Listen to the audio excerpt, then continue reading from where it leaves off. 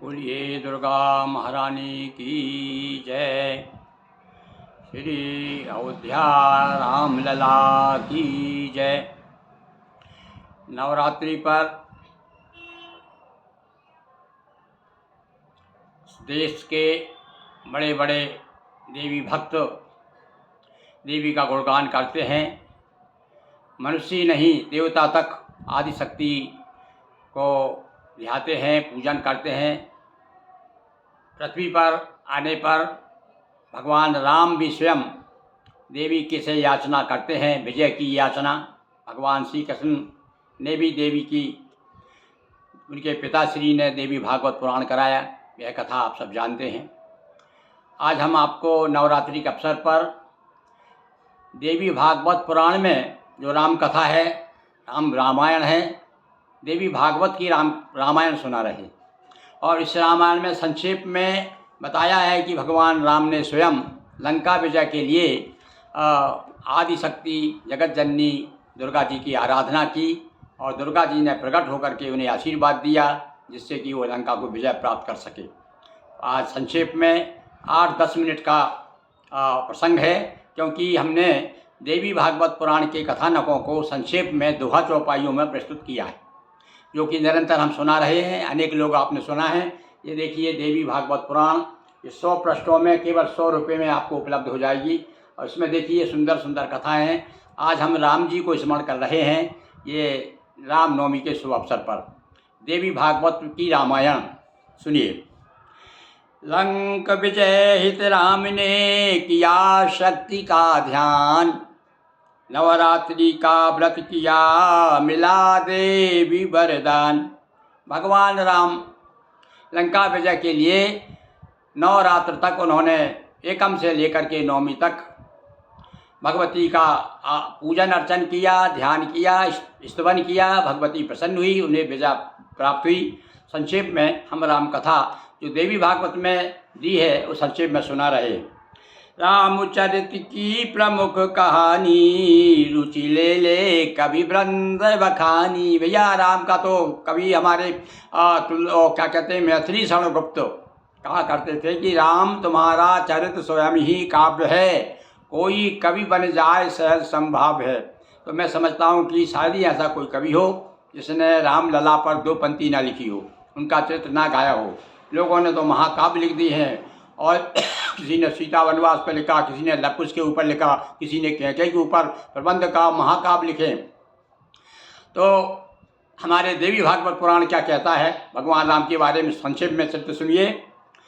आज तुम्हें संक्षेप सुनाऊं, देवी भक्त राम गुण गाऊं। आज हम किसका गुण गा रहे हैं? आज देवी के भक्त जो हैं, हमारे राम जी देवी के परम भक्त हैं, हम उनका गुण गा रहे हैं। और भक्त का वर्णन करने से, उनका गुण गाने से भगवान का भी गुणगान हो जाता है, क्योंकि भक्ति भक्त भगवंत गुरु चतुर नाम बपु एक। ये भैया भेद है केवल कहने में ही, पर सब एक है। चाहे वो राम कहो, चाहे राम के अधिष्ठात्री देवी, उनके जो जिनकी पूजन की है, ऐसी भगवती दुर्गा का नाम लो।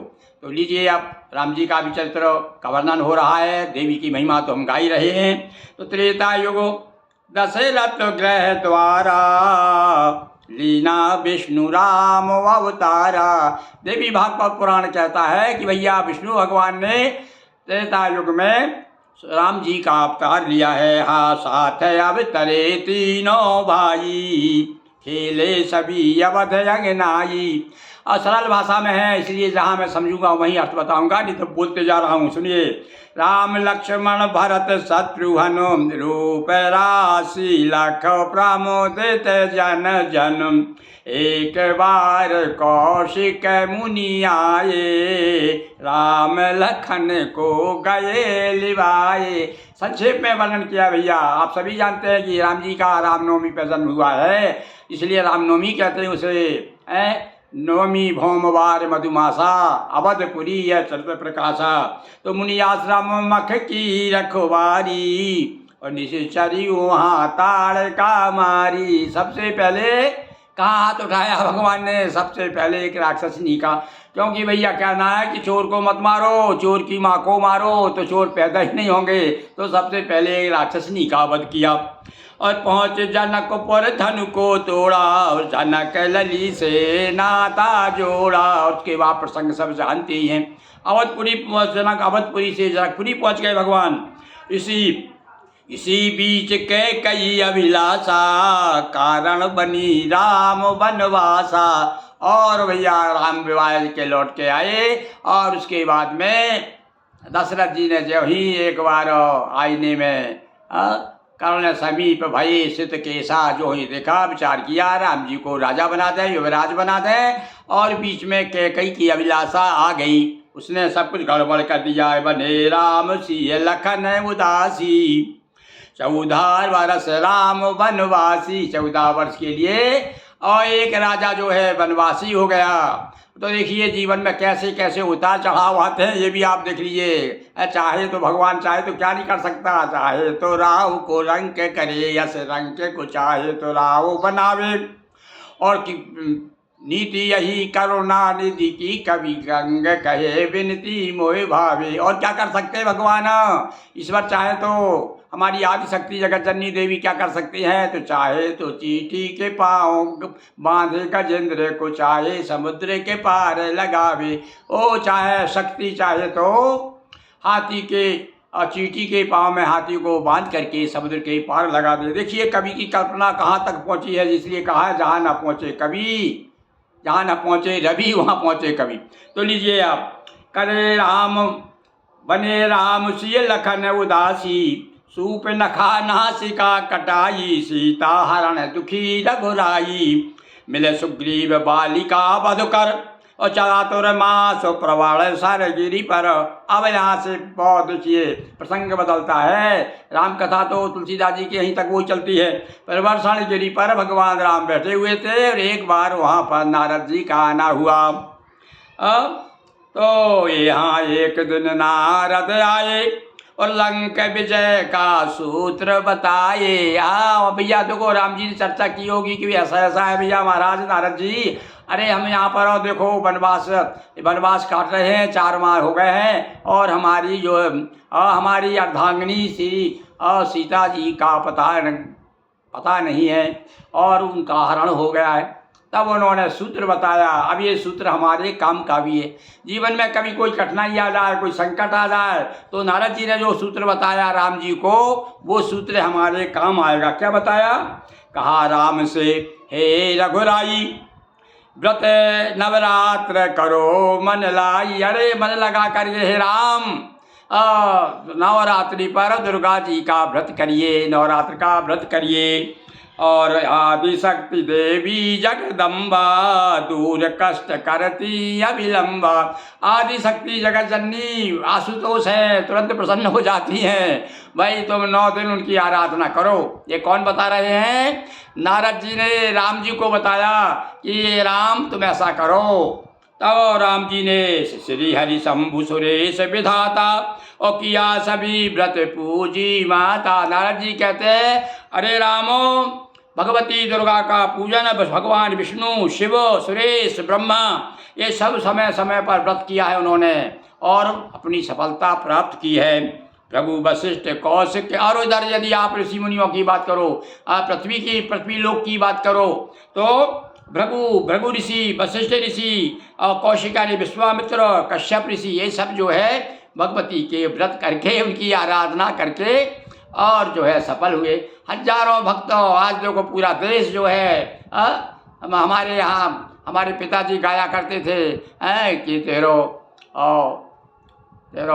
गुण गाए संसार आज दिन है सोई है। नवरात्रि का समय ऐसा होता है कि सारा संसार और तो हे गाए बारंबार आज दिन है सोई है। ऐसा ये नवरात्रि का व्रत है कि सारा देश आज जो है भगवती की आराधना में डूबा हुआ है। ते नारद जी ने बताया सूत्र राम जी को, तब सबने सकल सिद्धियां पाई और तुम भी व्रत रखो रघुराई। ये सारे लोगों ने सफलता प्राप्त की है। सब नाम बताए, वशिष्ठ हो, चाहे भृगु हो, चाहे कश्यप हो, चाहे ब्रह्मा हो, विष्णु हो, सारे लोगों ने आदि शक्ति की आराधना की है। तो इसलिए तुम भी उनकी उपासना करो। सहित विधान राम व्रत कीना। और विधान बता दिया नारद जी ने किस प्रकार से मैया को मनाना है। तो बड़े विधान के साथ में राम जी ने 9 दिन तक जगदम्बा का व्रत किया।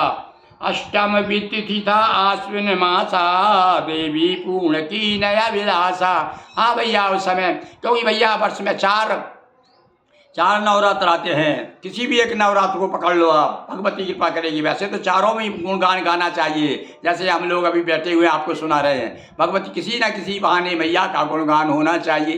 तो समय अष्टमी तक लिखा है, अष्टमी तिथि तक देवी पूर्ण की नय अभिलाषा। आज भी अष्टमी है भैया, देखो अष्टमी का बड़ा महत्व है। इसी अष्टमी को ही तो देवी प्रकट हुई थी आश्विन मास में। भगवान राम जी को और पुलकित होकर के, प्रसन्न होकर के वरदान दिया था, आशीर्वाद दिया था।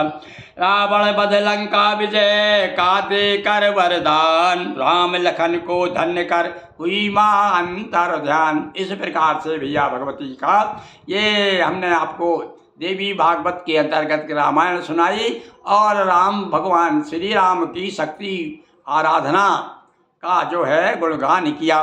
बोलिए दुर्गा महारानी की जय। आप बताइए या सुनिए और मैया के गुणगान कीजिए। और देखिए ये देवी भागवत पुराण, देखिए आपका मन जरूर हो रहा होगा इसे देख करके। ये आप इसे जब भी यदि इच्छा हो आपकी, हमसे संपर्क करिए अपना। और हमारे चैनल को जो है आप सब्सक्राइब कीजिए, शेयर कीजिए। ज़्यादा से ज़्यादा राम जी के, दुर्गा जी के गुणगान हम गाते रहते हैं, और शिव जी के, बड़े गणेश जी के। अभी भाई हमारे यहाँ से ये देखिए भगवती की परम कृपा हुई, जो आपके सामने एक छोटा सा नाम जरूर गुरु है। और भैया मैं अपनी बड़ी लघु बुद्धि से भगवती नर्मदा जी की, दुर्गा जी की, भगवान भोलेनाथ की कृपा से हमने 6 पुराणों को दोहे चौपाई में संक्षिप्तकरण किया है, कथा भाग लेकर के, ताकि जन जन तक लोग जो नहीं जानते देवी भागवत, अनेक लोगों ने नहीं सुनी हुई कथाएं। तो ये देवी भागवत, विष्णु पुराण आपने नाम सुना होगा। देखिए विष्णु पुराण में क्या क्या सुंदर कथाएं हैं। तो विष्णु पुराण और नाम हमने क्या दिया है सुनिए, संक्षिप्त नर्मदा पुराणम, संक्षिप्त गणेश पुराणम, संक्षिप्त देवी भागवत पुराणम, संक्षिप्त विष्णु पुराणम। और देखिए भगवान की कृपा की भागवत पुराण जो सबसे बड़ा लोकप्रिय, सबसे बड़ा ग्रंथ है, वो भी लगभग 200 पृष्ठ में सबसे बड़ा है भाई। वो भी हमने तैयार किया। सब ये इसी प्रकार जो गा के सुनाया ना आपने दोहा चौपाइयों में, इस प्रकार से गाते हैं और मस्त रहते हैं। और आप लोगों को भी मस्त करना चाहते हैं। आप भी सब दुनिया झंझट छोड़ करके और आ जाइए राम की शरण में, कृष्ण की शरण में, देवी की शरण में। हमारे यहाँ तो पंचदेव उपासना है भाई। और 5 देवों में आपको मालूम है 3 देवता तो एक ही परिवार के हैं। कौन कौन से हैं मालूम है ना आपको? अरे गणेश, पार्वती और शिव। और रह गए कौन? दो तो एक विष्णु भगवान और सूर्य भगवान। तो ये सूर्य से तो संबंधित ब्रह्मा जी जो उनसे लगे हुए हैं। तो इस प्रकार से हमारे भारतीय सनातन पद्धति में हमारे विशेष रूप से शंकराचार्य जी ने भी ये परंपरा प्रारंभ की है कि ताकि आपसी वैमनस्य दूर हो जाए। और नहीं तो जो शिव के भक्त हैं, शैव गोस्वामी और वैष्णव गोस्वामी, 2 प्रकार के गोस्वामी। तो वैष्णव गोस्वामी तो सब लोग सम्मान देते हैं, और जो शैव गोस्वामी को लोग जरा हाई दृष्टि देखते हैं, ये शिव के भक्त हैं, जरा ये जो भूत प्रेत वाले हैं, इसके ऐसा क्या करके। पर भैया ऐसी बात नहीं है। अरे जब स्वामी स्वामी में अंतर नहीं है। अब तुलसीदास जी ने खुद कहा है इस बात को कि शिव द्रोही ममदास कहावा, सो न सपनी मोहि न भावा। तो अब जो शिव का द्रोही, जो शिव का दास जो है, जो गोस्वामी है, उससे ब्राह्मण यदि विरोध करें, ब्राह्मण यदि गोस्वामी से, गोस्वामी ब्राह्मणों से विरोध करें, तो भाई देखो फिर तो समझ लो कि नरक की बात है। क्या तो ये बात मैं नहीं कह रहा हूँ, ये भगवान गोस्वामी तुलसीदास जी ने स्वयं कही इस बात। तो लीजिए, आज हमने आपको भगवान राम जी के गुणगान सुनाया। आपको कैसा लगा आपको बताइएगा। बहुत बहुत आपको एक बार पुनः नवरात्रि की शुभकामनाएं। बोलिए दुर्गा महारानी की जय।